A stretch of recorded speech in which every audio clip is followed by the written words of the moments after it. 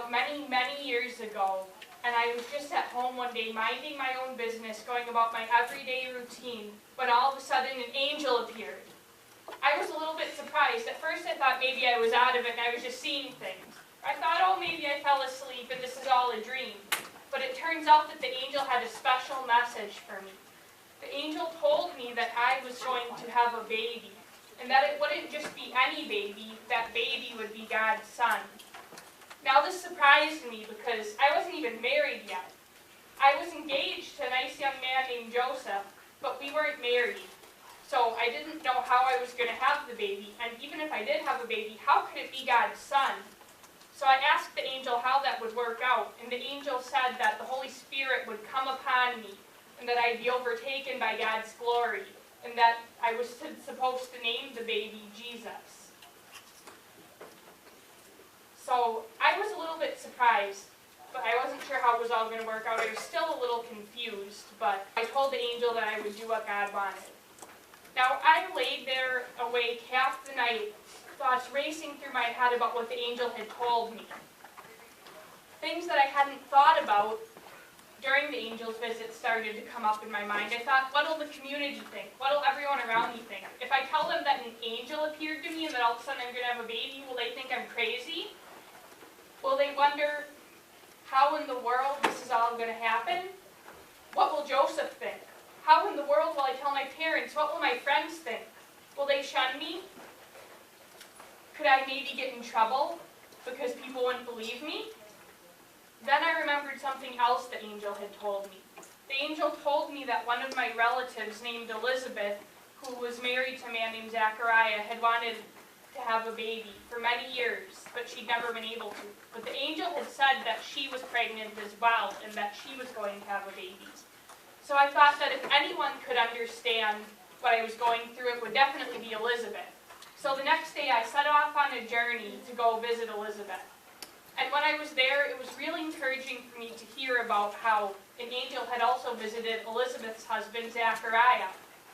And Zachariah had been told by the angel that Elizabeth was going to have a baby, and that that baby would be a special baby who would pave the way for God's son, whom I was going to have. So that really encouraged me. But after a couple months, I thought that it was probably going to be time for me to be heading home again. The whole way there, I was really worried because it was now time for me to tell Joseph about what had happened. The first thing I did when I got home was to go find Joseph because I didn't want him to hear about this from anyone besides me. So I looked all over town and finally found Joseph. And I didn't know what to say. I sat there for quite a while trying to think of just the right words. Finally, I blurted out, "I'm going to have a baby. It'll be God's son." Joseph looked at me in shock. He's like, "What's going on?" And he wondered what in the world was happening. He looked very shocked and very confused. I explained to him that an angel had come and told me that I was going to have a special baby and that I was supposed to name him Jesus. Joseph didn't seem like he believed me, though. He didn't say a word. He just walked away. I sat there and cried myself to sleep that night because I was certain that Joseph, the love of my life, would never marry me now. However, I was in for a surprise. The very next day, Joseph came racing back to my house where I lived to come visit me and my family. He told me that he too had seen an angel. An angel had visited him in a dream and told him not to be afraid to take me as his wife because the baby indeed would be God's son. He was still a little skeptical and he seemed really dazed and not quite certain, but he knew that an angel had appeared to him, so he was going to obey. So a short time later, there was some more startling news. The Roman ruler had said that a census needed to be taken of the entire Roman world, so everyone had to go to their hometown to register. Joseph had his hometown in Bethlehem, miles and miles and miles away from where we lived. I was not looking forward to the journey because it was going to be very hard for me. But finally, after many days of travel, we got to our destination, and I was looking forward to being able to rest in a normal bed in a real house in Bethlehem. However, no matter how hard Joseph searched, he couldn't find anywhere for us to stay. All the rooms were full, so we just had to do the best that we could. Finally, baby Jesus was born. he was God's son, I wrapped him in strips of cloth and I placed him in a manger, since the only place we could find was a stable. I tried to make it as warm and comfortable with lots of hay and straw as I could. A very short time later, we had some surprising visitors. Shepherds came racing to the stable where Jesus was. And they came because they said that an angel had appeared to them too and told them about Jesus' birth. But they hadn't just seen one angel like Joseph and I had. They saw a whole choir full of angels fill the sky and sing praise to God.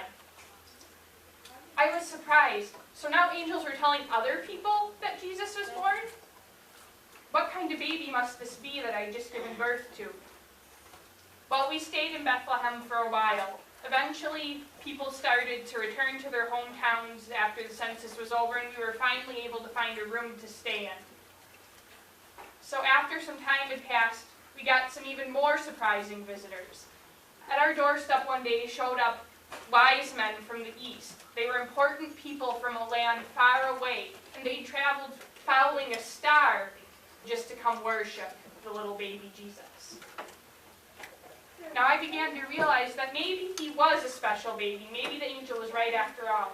Because even though the angel had told me that he would be God's son, he seemed very much like any other baby so far. I had to feed him, I had to take care of him, he slept a lot. He seemed a lot like any other baby, but I thought surely if people are traveling so far just to come see him, he must be special. What they did next really floored me. They opened up their treasuries and gave him gold, frankincense, and myrrh. They gave him gifts fit for a king. And it was then that I finally realized that the angel's words would come true one day, that he would somehow, some way, when he grew up, save his people from their sins, because he was the King of Kings.